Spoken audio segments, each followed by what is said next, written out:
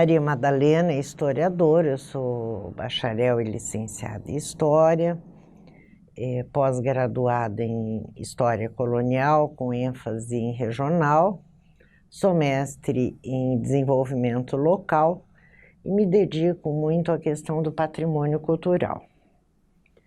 Hoje eu estou na presidência do Instituto, mas sou associada efetiva, é só uma contingência estar hoje na presidência, certo? Mas estou ali como sou associada efetiva e estou responsável pelos acervos. Que mais? Sou uma bauruense, agora já sou campograndense, recebi o título de campograndense, que muito me honra, porque eu amo essa cidade. Sou mãe de 3 filhos, avó de 3 netos e sou uma ferroviária raiz. Olha, é uma coisa interessante, porque a minha mãe, embora ela fosse analfabeta, ela sempre fez muita questão que nós estudássemos. E eu sou de uma família muito humilde. Então, a nossa diversão, como não deixava ficar brincando em rua, a gente tinha uma vida assim muito controlada, a nossa diversão era ler. Então, todos os 3 filhos, nós fomos alfabetizados por um tio em casa. Então, desde os 5 anos, eu leio muito. Tinha lá em Bauru um programa da perua, do SESI, e toda semana eles vinham, paravam numa praça, e você ia, pegava livro e trocava. Então, nós líamos muito em casa. E como eu sou caçula, e com uma diferença de 6, 8 anos, então, muito pequena, eu já estava lendo de tudo, porque numa semana a gente trocava, os 3 liam os 3 livros. Então, eu ia, pegava minha irmã outra, meu irmão outro, e daí nós líamos naquela semana, era aquele afã para ler, para poder entregar para pegar outros. Então, olha a importância da leitura nessa construção da redação. A minha irmã, inclusive, ela é poeta, já ganhou vários prêmios, tem uma sensibilidade muito grande. E eu também, desde menina, gosto de escrever. Adorava escrever, escrever, escrever. Eu não me considero uma escritora, porque quase tudo que eu publico, ele vem de uma pesquisa. Mas essa facilidade de colocar uma pesquisa histórica e fazer com uma outra narrativa ajudou bastante. Então, quase tudo que eu escrevo tem uma pesquisa atrás. E essa facilidade, talvez até esse mundo de literatura que eu fui introduzida muito pequeno, me ajuda a fazer essa pesquisa numa narrativa mais, digamos, palatável para quem for ler.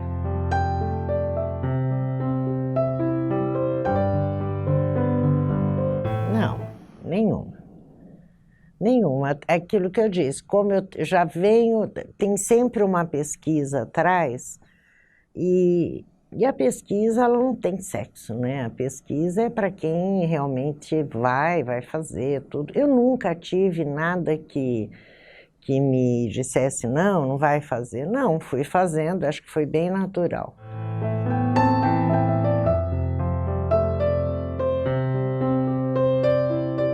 Não sei, eu acho que já é do meu temperamento fazer tudo junto ao mesmo tempo, né? Eu acho que já é um temperamento meu. Então, às vezes você tá lendo alguma coisa, vê outra, aquilo vai puxando uma coisa, e eu tenho o hábito de, a hora que eu sinto que tem que escrever, eu já sento, faço. Sabe, eu dei aula, trabalhei com regência de aula durante muito tempo. Então, eu construía muito texto para os meus alunos. Eu sentia que eles tinham dificuldade em trabalhar com linha de tempo, essa questão da linearidade da história. Então, principalmente alunos de sexto, sétimo ano. Então, eu introduzi textos meus, eu contava para eles o que eu ia fazer na aula, mas através de um texto, de uma história, de alguma coisa que chamasse a atenção, que ele conseguisse se identificar. Então, escrever para mim é algo assim muito natural, é uma coisa que flui. Eu não tenho que sentar a fazer aquilo, é o que vai fluindo conforme a gente vai trabalhando, vai lendo.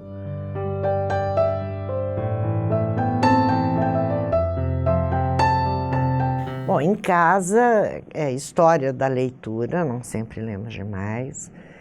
A minha irmã, Ana, como exemplo, nós somos muito próximas. E tudo que eu escrevo, eu faço muita crônica. Eu gosto muito de crônica. Eu tenho crônica perdida que eu não sei para onde anda, sabe? De vez em quando a Silvia fala, Madá, manda alguma coisa aqui para o jornal, e daí eu vou lá, acho lá nos meus alfarrábios lá e mando. Falo, Silvia, vê se está bom isso aí. Então, eu sou meio descontrolada. Tem gente que tem tudo organizadinho. Não, como eu sou impulsiva, eu vou escrevendo e de vez em quando eu acho uma perdida. Mas sim, eu mando tudo para a NET, ela lê, e aí a gente opina, a gente troca ideia. E essa questão de começar a publicar mesmo, eu acho que foi lá no IHG, que na verdade eu estava conversando a respeito da dissertação de uma pós, e aí o Campestrini falou, por que você não escreve isso? Nós temos a menina e o trem, escreve e traz aqui. E aí foram publicados 2.000 livros, saiu a primeira edição 1.000, a segunda 1.000 e não tem mais, esgotou. E foi legal, porque foi a minha primeira experiência fora do mundo acadêmico. Fora de anais, fora de publicação acadêmica, foi a minha primeira, vamos dizer, a minha estreia dentro desse, assim, para público, fora da academia. E foi uma delícia a experiência.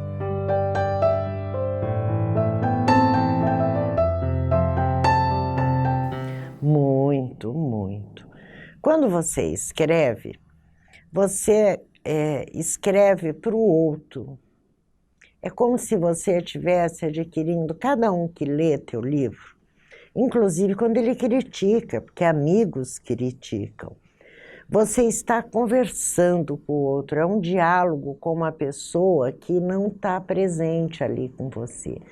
Então, de alguma forma, você acrescenta nele, assim como eu sou acrescida quando eu leio outros autores. Então, essa troca, ela faz bem. As pessoas tinham que pôr no papel, porque às vezes você tem dificuldade em se comunicar, mas comunica através do papel. Promove esse diálogo com outras pessoas, porque todos nós temos alguma coisa para dar para o outro. E receber também. Eu amo escrever nesse sentido, nessa troca, nesse diálogo ainda que de uma forma não presencial, mas ele sempre te acrescenta, ele sempre você permite que o outro te conheça.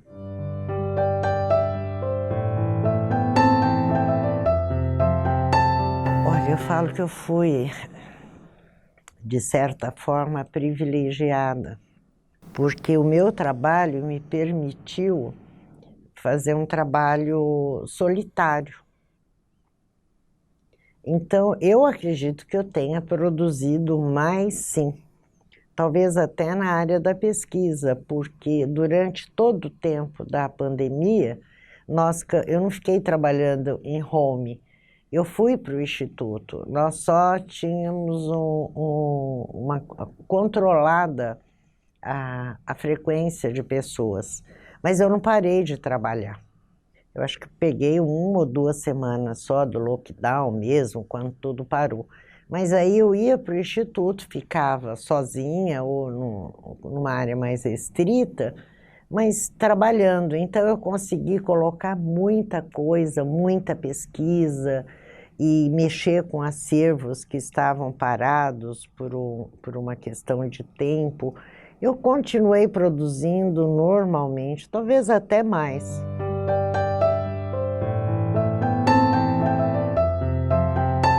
Eu não sei se teria que ser só feminina, você entende? Mas aí é coisa minha. O que poderia ser feito? Nós temos tantas histórias, sabe? E o que falta talvez fosse uma atenção, por exemplo. Eu sempre falo isso muito para professores quando a gente dá a formação de professor. Conheça a tua comunidade, mas através daqueles que já estavam naquele lugar. Por exemplo, nós temos ainda em algumas comunidades aí parteira, benzedeira, pessoas que conhecem a gênese daquele bairro, que foram os primeiros moradores, incentivar o aluno da escola, esse menino, a criar um sentimento de pertença através da escrita, mas fazendo relato dessas pessoas que estão ali. São pessoas ricas, são pessoas que têm histórias de vida muito bonitas. E você pode fazer com que essa criança ela se enxergue, ela tenha mais pertencimento pelo espaço onde ela está, através da história. Eu gosto muito de histórias de velho. Cléa Bose, Alfredo Bose me influenciaram desde o tempo lá da graduação. Por quê? Porque quando você conhece a história do velho, você consegue ligar todos os pontos, sabe? E aí você pode pôr academia, pode pôr tudo para referenciar aquela fala, mas ela sempre tem uma comprovação muito grande. Isso cria uma ligação com as pessoas através da escrita. E você tem que começar com o pequeno, você tem que começar com a avó, com a tia, com o velho daquela comunidade e incentivar. E aí independe de ser mulher, homem, as pessoas sempre têm uma história para contar.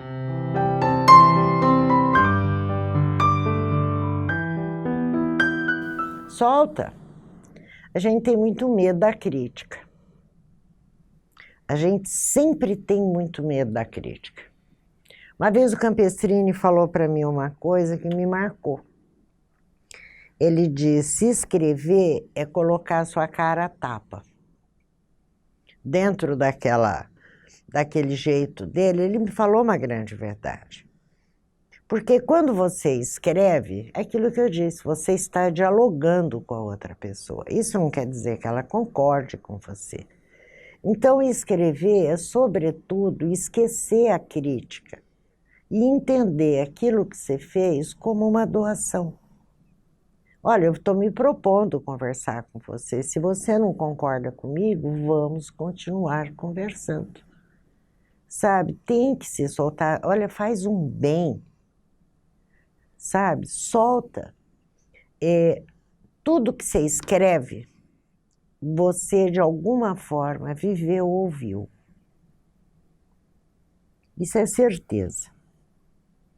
Você pode sair para fazer uma crônica com alguma complexidade ou algo assim bem leve, mas de alguma forma você viveu aquela situação. E aí você coloca aquilo no papel. Eu gosto muito, eu nem sei onde está, mas eu já publiquei, é uma crônica que fala sobre aniversários de criança. E foi justamente um aniversário de um dos meus filhos que teve aquela invasão de criança, entende? Então eu brinco, eu termino a crônica dizendo que quem devia financiar a festa de criança eram marcas de sabão em pó, porque aquilo que eles fazem, mas foi algo que eu vivi, sabe? Então, patrocinador de festa infantil, marcas de sabão em pó. Então, são coisas que você faz. E a certeza que toda mãe que leu aquilo e que tem filho pequeno já se identificou. Então, foi uma forma até de eu me solidarizar com essas pobres mães que têm criança pequena e resolvem fazer festa em casa. Então, isso é escrever. Isso é você soltar, é você rir, é você colocar uma dor que você tem para fora. Porque outra pessoa também pode estar com uma dor semelhante à tua. Aí você vai criar o quê? Vínculo de solidariedade. Escrever é bom, muito bom.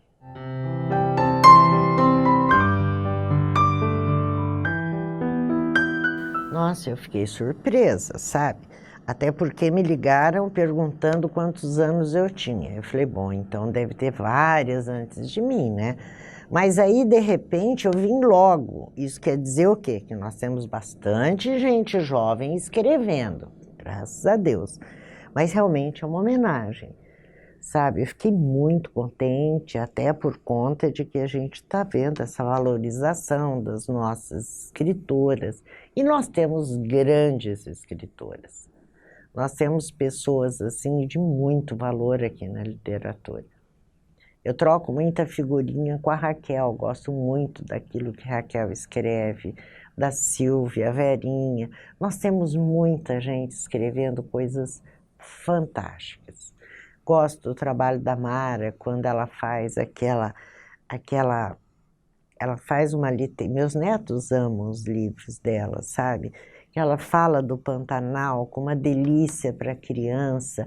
A Sandra, que escreve história de uma maneira divertida. Nós temos tanta gente boa aqui, sabe? Eu nem me atrevo a poesia, eu só leio porque nós temos grandes poetas também. A poesia foi uma área que eu não me aventurei, não me sinto capacitada para chegar a tanto, mas gosto de ler e admiro muito, sabe? Foi realmente um must.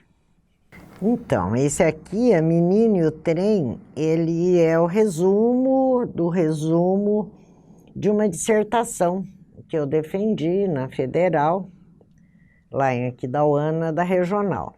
Aí veio essa ideia de fazer alguma coisa para essa série Eu Sou História. E aí foi um sucesso, algumas escolas, inclusive, adotaram. Eu já fui fazer vários trabalhos com esse livro em escolas, e é muito bom, porque o trem, ele, embora você fale para crianças de 7 ou 8 anos, é interessante, está no imaginário da criança o trem. Porque ele já ouviu o avô, o pai, o tio, alguém contar de trem. E aí um fato que me chamou muita atenção foi numa escola bem distante aqui, lá para trás das Três Barras, e eu falei para uma turma muito grande e duas coisas me sensibilizaram naquele grupo. Os professores trabalharam A Menina e o Trem, e aí foi legal porque, primeiro, o que me chamou a atenção foi um garoto com autismo bem severo, e ele veio, conversou com o professor, dele encostou em mim e me deu um papel que ele tinha desenhado um trem, e eu estava perto dele. Aquilo me tocou de sobremaneira, porque eu consegui encostar nele também. A gente se tocou com um trem no meio, quer dizer, aquilo foi importante para ele. E aí, na saída, vieram dois irmãos pequenininhos falando, sabe, professor, eu também sei de trem. Falei, não diga, você já andou de trem? Não, mas quando eu vou embora, a gente pula os trilhos que passa lá perto de casa. Aquilo foi fantástico, gente. Olha a identidade dele. Ele tinha que mostrar que ele pertencia a esse mundo. Então, tem uma variante lá e ele falou, não, mas ele falou assim, com uma força, sabe? Eu também pulo os trilhos. Falei, cara, que legal, você está vivendo ali próxima à ferrovia. Então, às vezes, a gente não entende o alcance que um livro tem. Mas esse livro aqui, ele é o meu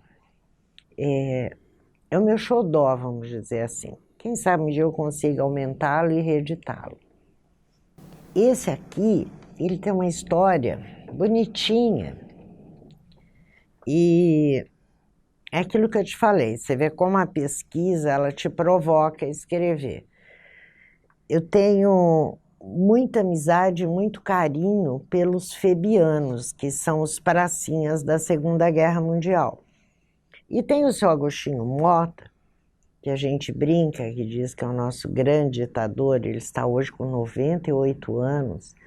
E o seu Agostinho foi um dia no instituto, não sei o quê, ele estava preocupado que tinham invadido a sede da associação, se eu podia ir lá dar uma olhada nos documentos para a gente preservar, porque chegaram a queimar alguns documentos quando invadiram. E aí, no meio daquela lambança toda de documentos que não estava organizado, eu fui e trouxe para organizar para eles, veio uma pequena caderneta. E essa caderneta tinha o diário do Aziz Salamene, de quando ele foi para a guerra. E ela começa quando ele sai de Campo Grande para ir para a guerra, e quando ele volta em Nápoles, ele encerra. E é uma coisinha pequenininha. Aí eu peguei aquilo, pedi autorização para a família e fui escrevendo o diário dele, mas entremeado com notícias da época dos jornais. O Instituto tem uma hemeroteca fantástica. E aí eu fui entremeando as memórias desse garoto, de 18 para 19 anos, com as notícias do jornal e com o fato. Então não deixou de ser um trabalho de pesquisa, sabe? Não deixou de ser um livro, tanto que quando eu terminei eu doei todo o direito autoral, tudo para eles, para ajudá-los, e os 1000 livros que nós fizemos foi vendido em menos de uma semana. Não tem mais. Esse aqui eu peguei da biblioteca do meu neto para poder trazer para vocês. Memórias da Fazenda, Sossego e da Vacaria. Esse livro aqui tem uma coisa interessante. Na verdade, eu sou organizadora do livro, porque esse livro ele começa de uma maneira muito, vamos dizer, diferente. O Renato Rezende, depois que a dona Lair foi embora, ele foi arrumar as coisas, né, ajeitar as coisas depois que ela faleceu, a mãe dele, e ele achou perdido lá na gaveta umas 10, 12 páginas que ela fez à mão, que era para o Rubem Gil de Camilo, que o Rubem tinha um projeto de fazer um livro sobre fazendas da vacaria. E aí o Rubens pediu para que ela fizesse a melhor descrição possível de como era a casa deles lá na fazenda, a Fazenda Sossego. E como o Rubem faleceu, aquilo ficou no meio das coisas dela, e o Renato um dia chegou no instituto e falou para o Mandar, o que dá para a gente fazer? Eu faço, às vezes, eu pesquiso a vida de alguém, um caso, por exemplo, do seu Antônio Albuquerque, lá do Horto, e aí a gente escreve um artigo, nós temos uma página do IHG, e a cabeça dele era para a gente fazer isso. Ele falou que queria que você escrevesse alguma coisa da minha mãe. Olha o que ela fez. Mas tem tanta informação aqui, e aí virou um livro de pesquisa. Porque eu peguei as informações dela e fui entrecortando com informações que batiam, informações que explicando o que aconteceu. Então, na verdade, eu só acrescia essas 10, 12 páginas, informações pertinentes e com um fundo histórico bem alicerçado. Quando chegou na hora de fazer o ISBN do livro, o livro é dela. Foi ela quem trouxe a ideia. Então, nós fizemos o ISBN no nome da Laíra, eu saí como organizadora. Mas sou muito grata por ela ter nos dado toda essa informação. Esse livro foi uma delícia de fazer, porque daí já pega a memória do Renato, e a Mayra veio com as fotos e fizemos, ficou muito bonitinho. Também está esgotado.